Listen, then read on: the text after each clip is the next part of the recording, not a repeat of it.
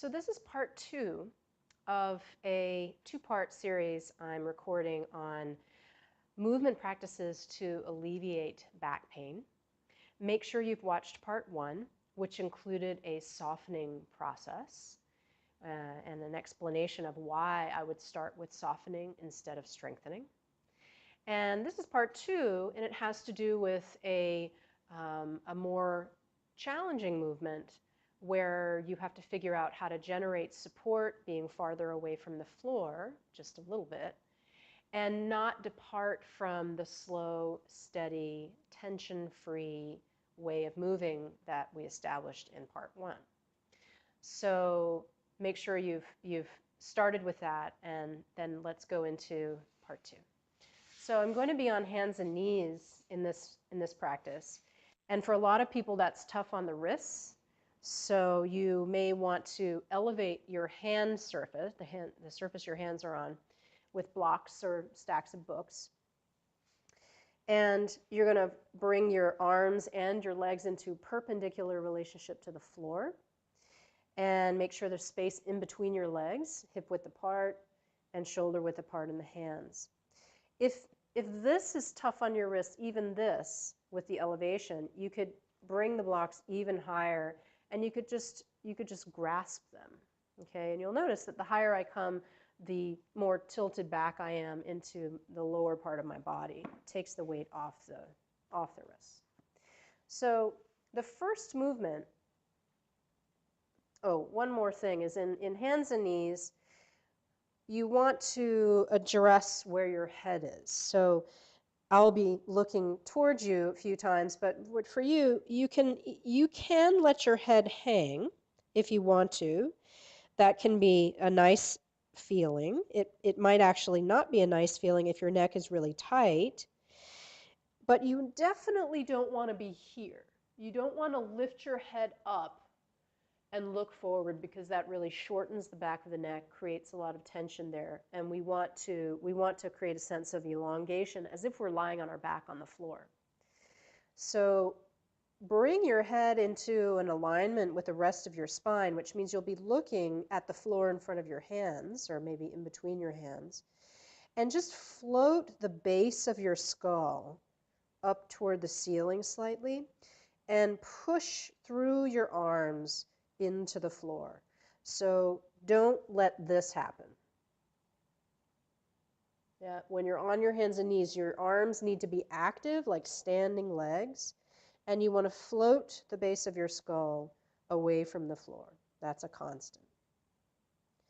So now we'll start the movement, which is to slowly tuck your toes and untuck your toes.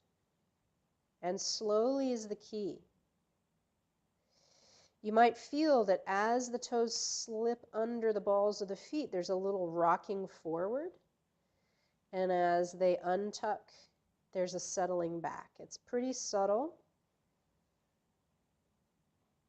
but you want to feel for that. And you want this movement to get smooth and gradual. It might be a little challenging to do it this slowly.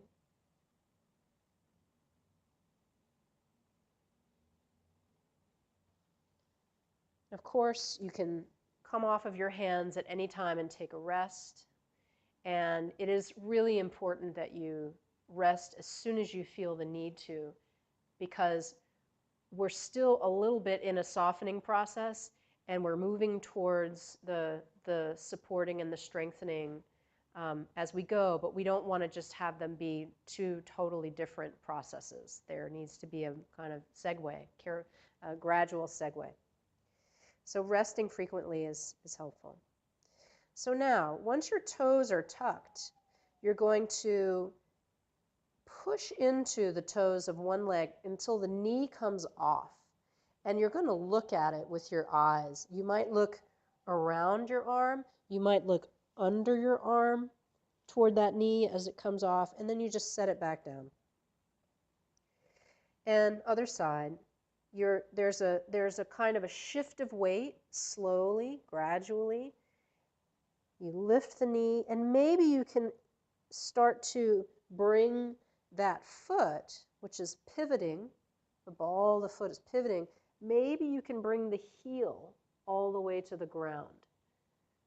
That's your destination eventually. But give your back a chance to feel the change of shape that's being asked of it to get your heel all the way down on the ground. And notice I'm not picking up my foot and putting the heel on the ground. I'm actually keeping the foot where it is on the floor, and I'm moving the rest of my body towards the legs so that the heel can get onto the ground where it is. Okay, now you may feel that you need to take your hand off in order to get it there, and that's okay the first couple of times, but you want to work towards not having to take your hand off and feeling the stretch that goes across your back to the arm that is the one that wants to lift. You won't get that stretch if you lift the arm. So then you can progress this to actually coming off the blocks completely and supporting your weight here in a kind of half squat. Now this is intensely loading my tucked toes, and if you have stiff feet, that's not going to be comfortable for you at all. So you really have to progress gradually towards this. You could also do this with your foot untucked if your ankle will let you sit on it in that way. But eventually, you're moving from hands and knees, an all four position, to an upright squatting position. And your job is to make it a smooth transition. So that whole journey of getting from horizontal trunk to vertical trunk is requiring support through the middle. I'm getting a nice hip opening because of the position I'm moving into and out of. And I'm getting great stretch for my toes as well. So this is something to work on over time. It may not be very available in the first few tries. So staying honest and prioritizing smoothness, gradualness, and constant relaxed breathing is really what will get you there. And play with it, and this is only one of very many practices that can address stiffness and pain, chronic pain in the back, as long as you stay soft with it and gradual in your process. It really can provide quite a lot of alleviation. So let me know if if you have any questions about this particular movement or suggestions for future ones. And I will see you next week. Thank you.